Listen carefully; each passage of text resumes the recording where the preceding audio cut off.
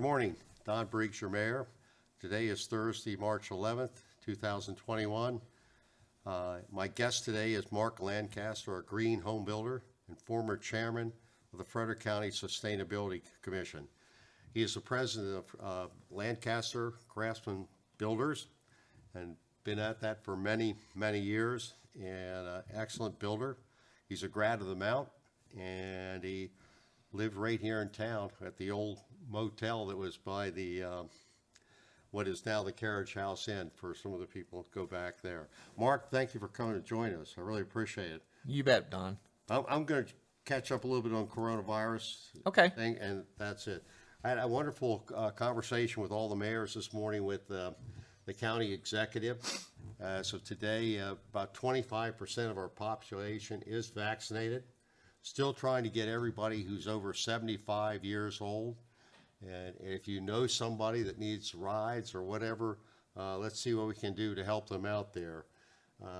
It's up to about 1948 for the next wave of under like 65 to 74. So they're up to 1948 there, but that's about where we are. There are a lot of things. The governor's going to open up a lot of things on Friday, and affects restaurants. I called one or two restaurants this morning here in town and told them what they can do. And it's still, you got to work with the sort of the physics of what you've got in your building to keep 6 feet of weight, but you have up to 10 people at a table rather than 6, and all kinds of every booth if you have plexiglass between them and things like that. But we'll go from there. We're going to get a tranche of money, the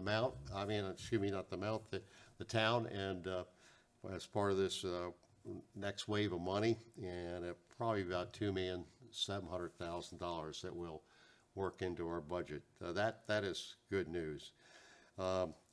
We have in the state, deaths are up to 7,737, a plus 14.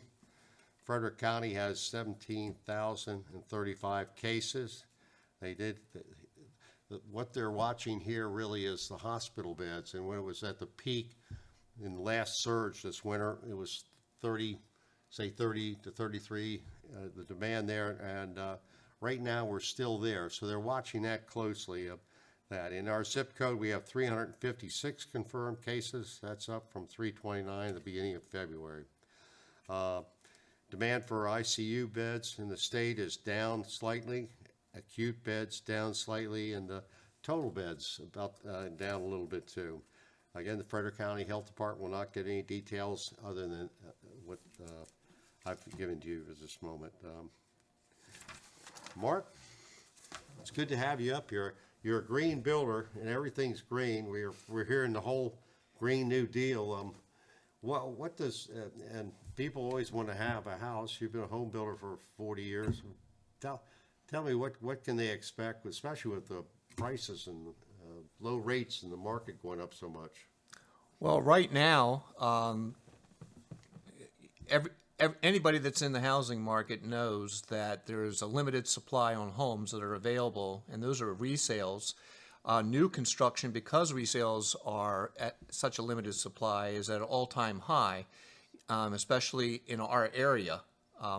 So we're seeing an incredible demand right now for housing. And me being a custom home builder, even in the rural areas, the demand is peaking, largely because people can start working from home now, and it's causing that demand to happen, so they don't have to go to work or they don't have to commute as much. And I think anybody that goes down, like even Route 15 notices, or 270, is that you can move down the highway now. So there's a lot of benefits that are coming from this, being able to work from home. So we're seeing that. The demand is very high. Now on the short side of this, because the demand's high, pricing is really for these homes is starting to get expensive. We've seen almost a 20% increase in prices on construction costs for the home in the past year. I will give an example. This time last year, before COVID really hit the ground running, we were able to buy a sheet of OSB 4-foot by 8-foot sheathing for about $8.99. okay? You could go to Home Depot, Lowe's, any place to buy it for that. Today, it's over $30 a sheet. So you can see, and there's over a couple hundred sheets that go into a home. Just that piece of lumber alone. Studs have gone up, framing lumber's gone up, plastics have gone up, the piping, everything. So, and we're constantly seeing price increases. So between the high demand and the escalating prices for the materials is the chief reason for the large increase in what homes are. And wherever new homes go, resales will follow. So if new home prices go up, the resale prices could go up because that's replacement housing. Wow, wow. You brought along a book, a couple of years ago. The county had to come on and or the state of Maryland had to recognize international standards, or is that right, for green? And is there like a benchmark that you work from and where we are today on what green means? Well, green to me was be able to build homes that were more energy efficient, okay? Because there had to be some sort of value to my home buyer that would say, okay, well, if I'm going to invest in a greenhouse as opposed to a regular built home, what are the benefits to me? And I always had to sit down with them and said, well, there's a return on investment if you decide to build to a higher energy standard than the standard construction. And we started doing this back in 2004 when green just started to hit the market. In fact, there were no green courses in Maryland at all, and I actually had to go to Chicago to be able to get certified in what green construction was. Luckily, I was able to meet a lot of different builders from all over the United States, and we had a great conversation on what they were doing to address the homes to be more efficient. And we were going over the techniques and just common sense approach to building more efficient. And so we sat down and we went over all the new materials that were coming online now. And I went back to my office that next week and we changed all the standards to how we were going to build from then on, which greatly increased the efficiency of home, which lowered the utility costs, which basically made the homes more affordable for our clients. And there was a great payback on investment from the thermal envelope of the home to the mechanical systems and where we put the mechanical systems and the efficiencies of those mechanical systems. So that's where a lot of my emphasis was on the way we were going to build, okay? And I was able to sell that, which is really important. You can be a green builder and you can go broke if you don't sell a house. Well, I was able to put that together so it made sense for my client to invest in that.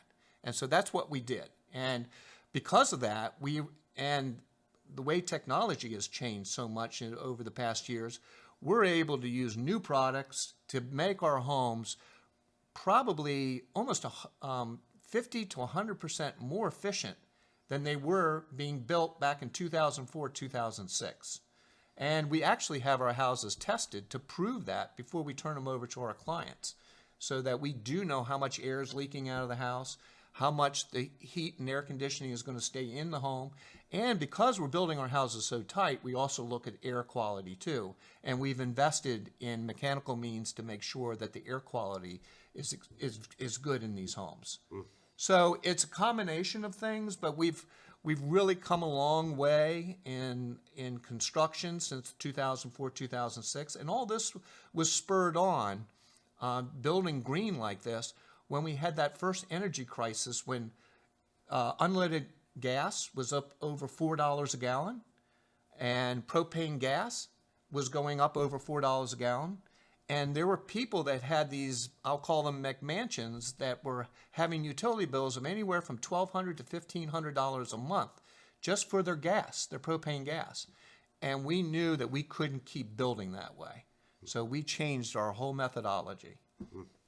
Yeah, but state-wise, federally, is there, didn't we kick into something new that the inspectors have to make sure is in the house?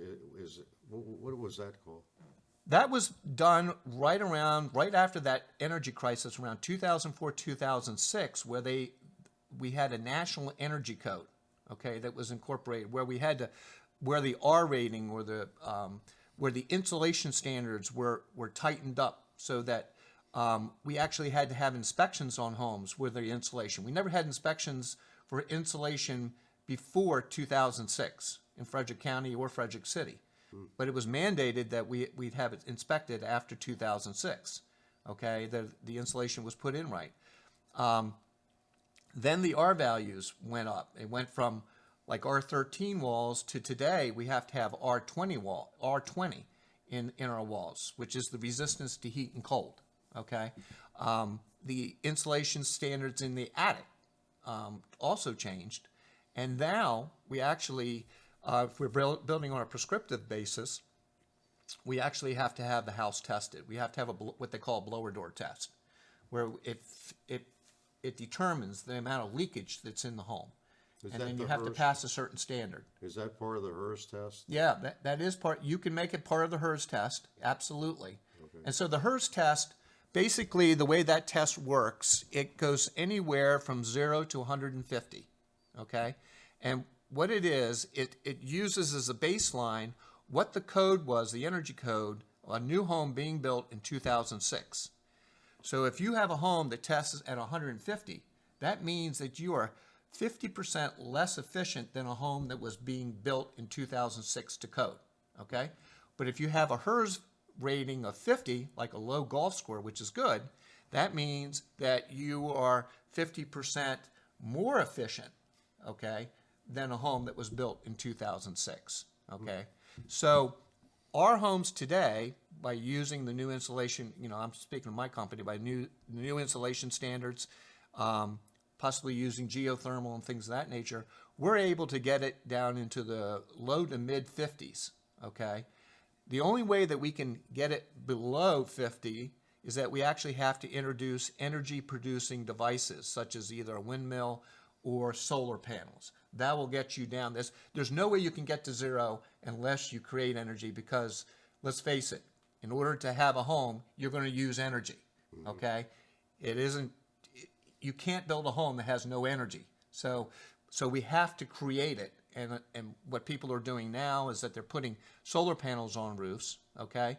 But what I try to explain to my clients is your biggest return on investment is, first, the thermal envelope. You got to make sure the heating and air conditioning doesn't escape to the outside, okay? So you want to create the best thermal envelope that you possibly can for the money.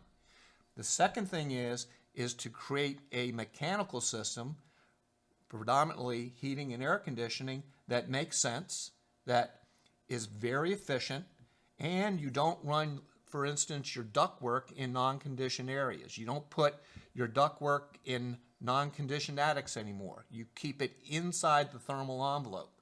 Well, if you do that, Don, that actually saves 33 to almost 40% of your energy costs just by putting the ductwork where it needs to be, okay?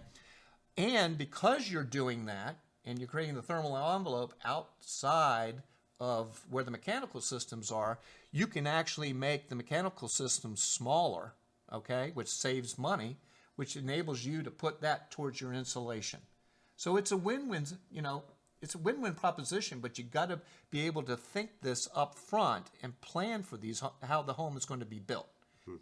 The old days, and I've explained this to you because I was guilty of it myself before 2004, we would go ahead and build a house, and then we'd bring our mechanical guys in and say, okay, how are we going to heat and cool this puppy? We never thought of it beforehand. Well, now we're thinking of it while we're designing it. Where's the mechanical? Where are the chases going to go? We're able to, instead of putting two systems in homes that are 4,000 square feet, we can put one system in now because of the way that we're building these houses. So there's a lot that goes into it, and I always tell people the thermal envelope's number one, mechanical systems are number two for return on investment, and then you look at ways to produce energy, because that does not have the return on investment like the other two do when you're building new construction. Right. Yeah. Solar, it should have a southern. Yes. Yeah. Yeah, because we have people going around knocking on doors selling solar, and everybody should know that it should probably be on the southern exposure, southeast, south. Does any kind of work it that way? Well, you like to get true south exposure. Okay. And then to really make it efficient, it's nice if you can, put it towards the pitch where you're going to have the best exposure. For instance, you know that in the wintertime, the sun takes a lower arc, Right. okay, across the horizon. So your panels are going to be more upright, okay? But in the wintertime, all right? But in the summertime, it takes a more direct overhead approach. So your panels are going to lay flatter. So what you really want is something right in the middle to get your ultimate exposure for solar panels, and it really should go south. The other thing you need to think about is that you don't want to have a lot of trees or foliage around it because it could create shading, and then obviously the efficiency of your panels will go down as well. Okay. And then the big thing is, and I kind of do this because of design, they're not the prettiest things in the world. So you've got to think about, okay, if I do put it on the south side of the house, be nice if the back of the house was facing south, so you don't see the solar panels when you're driving up to your house. You don't want it to be the first thing that jumps out at you, like a garage door or whatever. You really want the overall appearance of the house to look nice. So a lot goes into consideration before you put solar panels on. And I will tell you, we've really never done wind. It's not probably the most efficient energy producing mechanism in this geographic climate. Right. But geothermal is, as far as with heating and cooling, and also hot water. I would say probably 80 to 85% of the houses we're building now, we're putting in geothermal systems. And that's an underground circuit that's about 5 feet deep in the ground. Well, we used to dig trenches, but what happens is, especially new construction, the trenches will start to settle over time. Oh. And then we found that we were going back and filling the trenches, and they settle a little bit more and fill them again.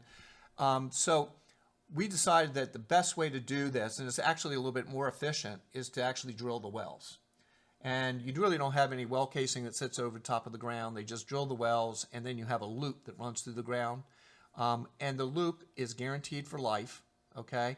And the big benefit for a lot of our homeowners is that you don't have an outside compressor that you have to listen to or maintain, okay? There's no noise when you walk outside.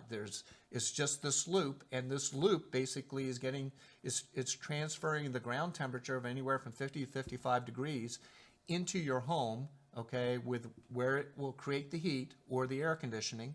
There's a direct exchange for air conditioning because you're trying to create 60-degree air with 50-degree ground temperature, so it's a direct exchange. So that's where you're going to get your highest efficiency. And then you can use that same process with the heat pump inside to actually create hot water with the geothermal system and also the heating for your home. What would a system like that cost for? Right now, depending on the size of the house and the size of the system, the upcharge from an efficient heat pump, a regular air-to-air exchange heat pump, to a geothermal heat pump is about maybe around $30,000. But right now, you qualify for a 22% federal tax credit, which is big. You also have a Maryland Energy Grant, which is $3,000. And you have a $1,200 Potomac Edison rebate.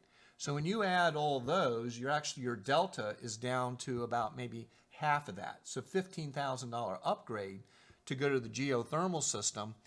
But with that, you have the most efficient heating and cooling system that we can possibly give you, okay, for a home.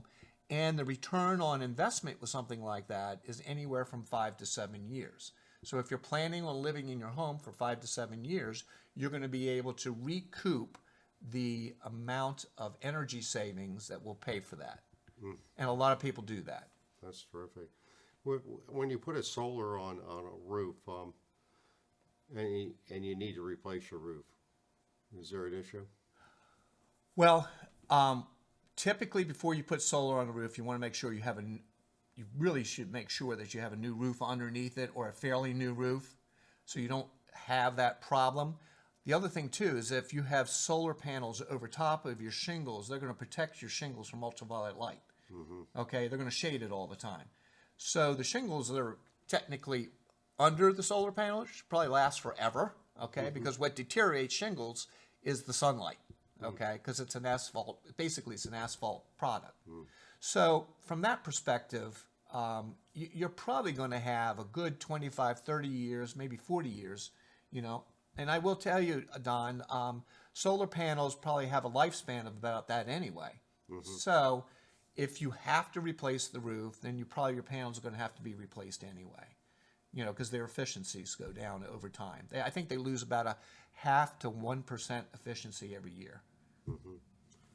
I've heard that there are different degrees of the cells, aren't there? There are like Yes. three. There's Yeah, they're making more and more polymers. efficient cells all the time. You know, so there's a lot that goes into the whole solar arrangement right now. But you know, we keep coming back to this. Solar is great for supplemental, but you can't really depend on it in a power outage. Because typically what happens is you're creating electricity. Probably I have solar on at my office. I create more electricity than I use in the course of a day, especially on a day like this when the sun's out. So it's actually backfeeding into the grid. Okay, it's going through my meter. My meter's running backwards right now. Okay, and then in the evening when the sun goes down, I'm pulling off the grid. Okay, so the grid is basically my battery. All right. Okay. When you start adding batteries to solar systems so you can be totally off the grid, then it gets very expensive. So you just have to consider that, you know, do you want to make that type of investment? Now they do make batteries, like Tesla makes batteries that you can put wall mount batteries and things of that nature that will replace generators, but they're usually good for about 24 hours, something of that nature. After that, the batteries run dead, you know, so it's not like a generator. Cool. Fantastic. Well, thank you, Mark. Oh, absolutely. I hope I helped a little. You did. I'll be right back with you in 1 minute. Just want to go over a couple of things. I want to, again, with the community, congratulate the Mount basketball team on winning the NEC championship, and they're on to the big dance out in Indianapolis. Terrific tribute. And the women's team at the Mount won last night, and I believe they play on Sunday, Wagner College, and they will be off to the big dance for the women's side. And we had a nice parade here through town. I want to thank Vigilant Hose for everything they did to help us out on that and the Mount. It was just really a spectacular little parade through town we had, and I hope we have one next week for the women, and I feel sure we will. Just a couple of things. Just want to mention on the 27th at the Seton Center on East Lincoln, there will be like a spring fling kind of thing like that, and just to open it up and pretty much all day. And if you could be there, it'd be most appreciative if you would support that. Mark, do you have any final comments for people on the? Should they be afraid of the Green New Deal, or what do you think? Or Oh, no, absolutely not. I think that we're building houses more efficient now. There'll be builders that'll build them actually more efficient than what code is. The track builders are still staying with the code model, but there are going to be more of the custom builders are going to build to a higher level, because people will, in my market, basically, they stay in their homes for a longer period of time because it's more of an investment for them. They look at staying in their homes for at least 15 to 20 years at a minimum. And that's why we're building a lot of single level homes now, because of the changing demographics, you know, in Frederick County right now. We're getting a lot more seniors, and they really want to be able to live on one level. And because of that, they're looking at this being a long-term investment. And the other thing too is that they are also very concerned about comfort, and they can't deal with drafts. They've lived in homes where they weren't comfortable, so that is another reason or incentive for them to build to a more efficient methodology right now. So we're finding the demand to be very prevalent in our industry. There are not a whole lot of custom builders left anymore. Most of this is what you see around is from the track building side of it, but there still is a demand for it, and we've been fortunate to be able to do it for 43 years, and we're hoping we'll be able to continue another 40-some years. I won't be around, but I hope it lasts. Cool. Thank you, Don. So do I. Well, thank you for All right. being our guest, and on behalf of myself, the commissioners, and our staff and the town community, thank you for coming up here today. And Mark walks the talk. He has solar. He has the ground source heat pump system at his office, and it's a retrofit house that he did his office in Middletown. But we'll be on next week. We'll announce our guest at that time. But thank you for joining us, and Mark, thank you very much. Take care. Absolutely.